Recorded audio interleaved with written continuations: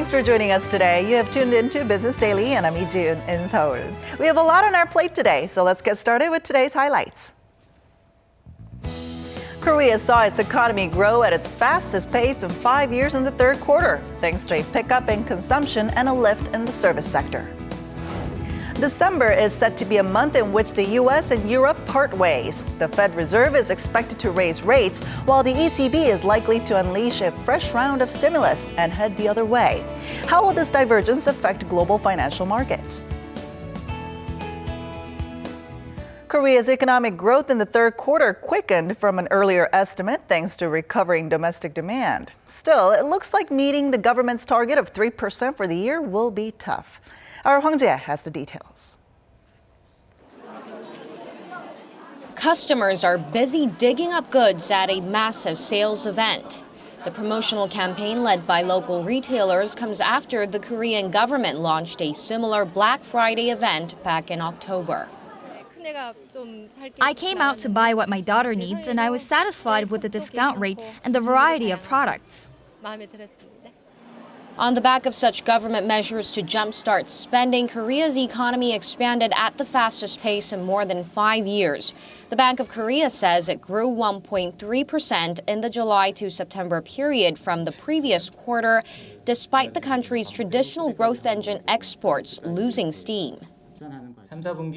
Net exports dragged down third quarter growth by 0.8 of a percentage point. Domestic demand, on the other hand, contributed to growth by 2 percentage points, up 1.4 percentage points from a quarter earlier, driving up overall growth. But the outlook when it comes to meeting the government's growth target of 3% for this year does not look bright. To reach that goal, the economy has to expand around 2% on quarter in the last 3 months of this year, which experts say is very unlikely to happen. The extra money that the government pumped into the economy had a major impact on third quarter growth, but that effect will be diluted in the fourth quarter. Also, there will be a high base effort from Q3. Korea's central bank expects the economy to grow 2.7% this year, and to do so, it needs to expand 0.8% in the last quarter. In the face of the lingering uncertainties from China's slowing economy and a possible rate hike by the U.S. Federal Reserve this month, widely expected to cause turmoil in emerging economies, some experts are even skeptical about whether Korea will be able to achieve 3% growth next year. Hwang Jae, Business Daily. Meanwhile, Korea's foreign exchange reserves shrank to just over $368 billion in November, down $1.1 billion from a month earlier. The Bank of Korea attributes the drop to the strong U.S. dollar, which led to a devaluation of non-U.S. dollar assets. The value of foreign reserves held in securities rose $1.9 billion from the previous month, while deposits dropped nearly $3 billion over the cited period. As of the end of October, Korea remained the 7th largest holder of foreign reserves in the world. Over to Washington now, where U.S. Fed Reserve Chair Janet Yellen has made a strong indication that an interest rate hike is in fact poised to come in December. Speaking to the Economic Club of Washington on Wednesday, Yellen said data since October shows that the U.S. economy is on an overall continued improvement, consistent with expectations. She said this strengthens confidence that inflation is on its way to its 2% target in the medium term, and that the FOMC would keep monitoring data to come leading up to its meeting in 2 weeks. Yellen added that waiting too long for a liftoff could have adverse effects on the economy, forcing the central bank to tighten too quickly and generating risks for financial markets. On the same day, the Fed Reserve issued its Beige Book, showing the U.S. economy had expanded at a modest pace in most regions in the October through mid-November period.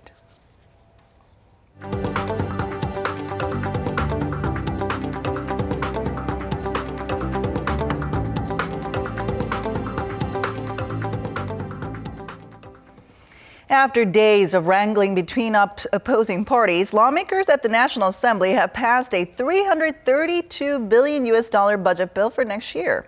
They also approved 5 key bills aimed at improving the lives of ordinary people. Our Ji Myung-gil tells us more. Lawmakers had a busy day on Thursday.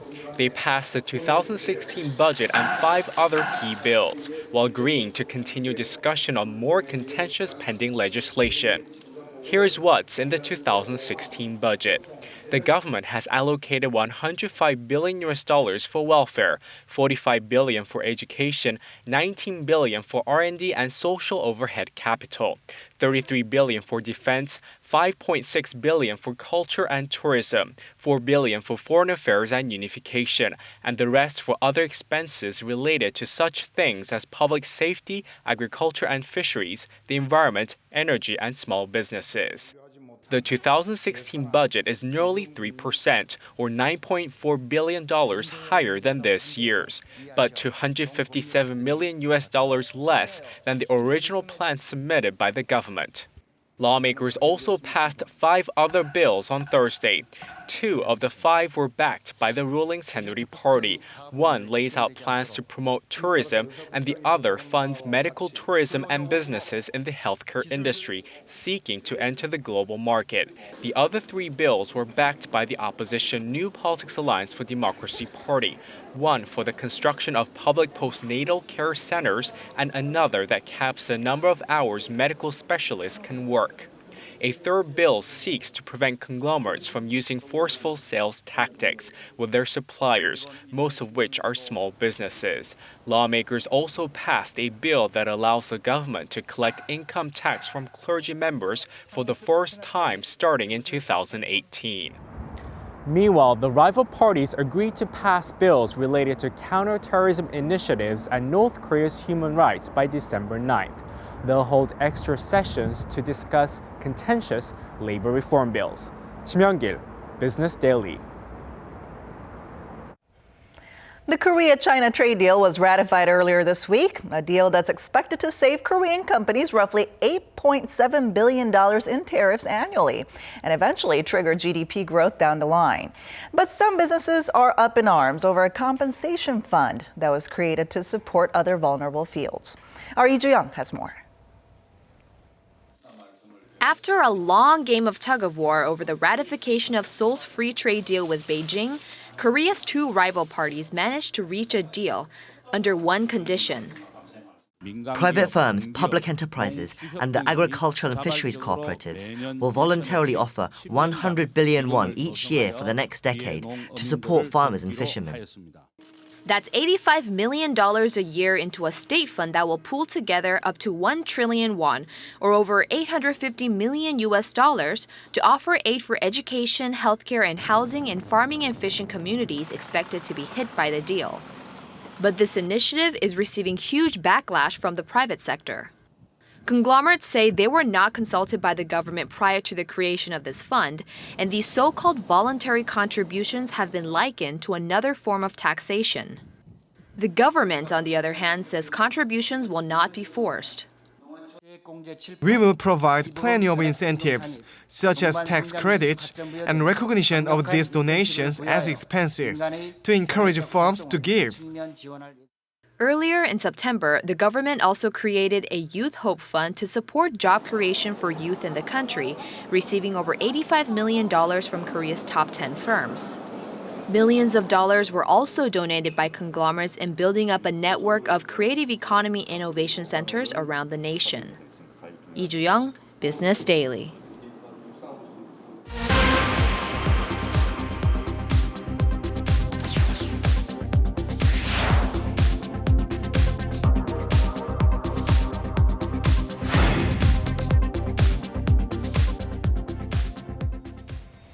The U.S. Federal Reserve is expected to raise its key rate this month. And the European Central Bank is also likely to reveal fresh stimulus measures following its monthly monetary policy meeting on Thursday local time. Amid feeble growth in the global economy, how will these 2 central banks' decisions affect other major economies, including Korea? Take a look. Over the next few weeks, the US Federal Reserve and the European Central Bank are likely to walk very different paths in terms of monetary policy. The Fed is set to raise interest rates for the first time in almost a decade this month, in response to continued indications of robust recovery at home. Meanwhile, the ECB is expected to introduce additional stimulus measures and drive rates in the opposite direction in a bid to fend off the risk of deflation.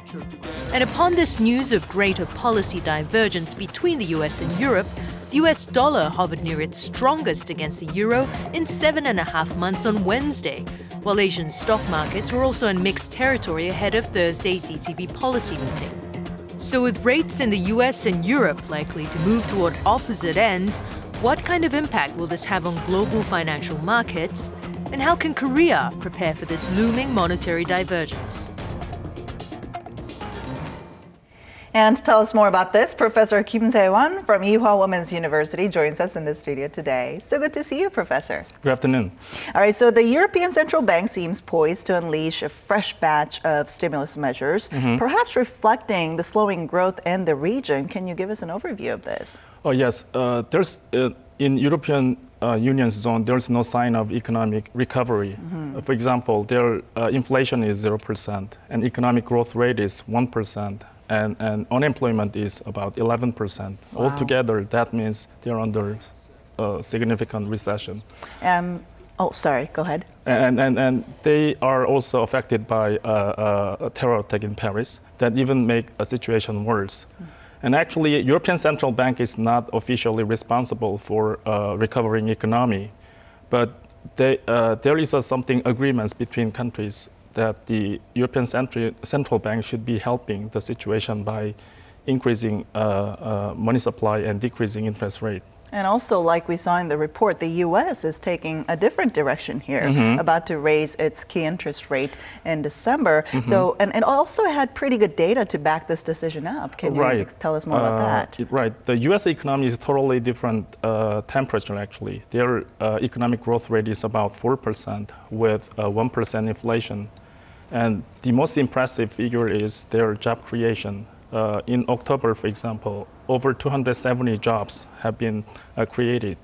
So and they are in such a great shape. That's why they are trying to increase the interest rate. All right, and of course, this parting of ways is the first of its kind in over 20 years. There must be some concerns that come with this. Right. Actually, there have been a long tradition between two continents across Atlantic Ocean that monetary policy coordination is very important between two sides. And in particular, when one side is considering changes of the interest rate or money supply, they have a long discussion together to minimize the negative effects on the other side. But this is the first time that they are moving in the opposite direction. All right, and how did they talk about this before it came this time around? Right. The two continents. Yeah, there have, as far as I know, there has been a long discussion about this to harmonize their economic policies, particularly in monetary policies. And of course, this divergence is going to have a pretty big impact on global financial markets as well. Right. So this is a very important moment of the global economy because the trend of the interest rate is about to change from decreasing to increasing in the US. So what we learned from the history is over that situation, we all the time has unexpected outcomes.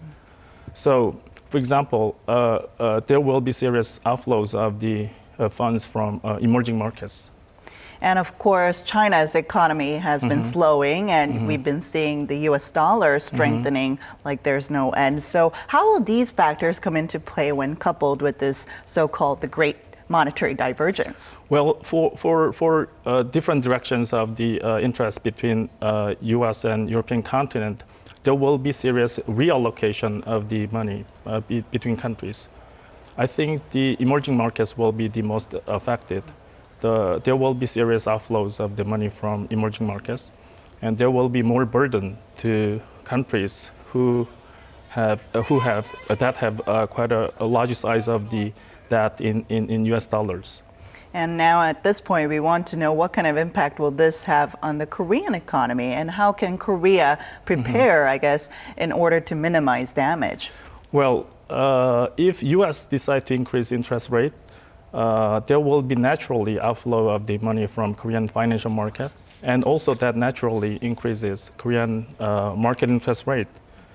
But given that situation, Korean government will be trying to control the interest rate to avoid the further recession of the economy. And in addition, Korean won will be depreciated against the US dollars, and that improves the competitiveness of the Korean export. And what are some things that we can expect from the stock market with this situation? Well, theoretically, when interest rate goes up, the stock market decreases. But if we recover the momentum of the economic growth, the stock market will be boomed up. Okay, and any other things that Korea can do in order to, I guess, better prepare for this divergence? Well, I think we have to think about our balance of the foreign debt in terms of the US dollars.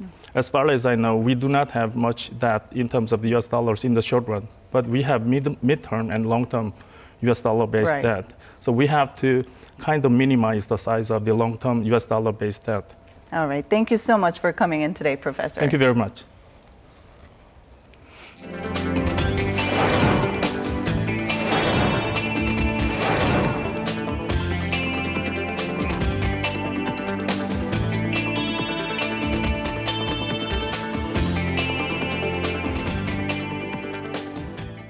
And that does it for today, but we'll be back tomorrow with more business news that matters to you, so don't forget to tune in then. Thanks so much for watching, and have a great day, everyone.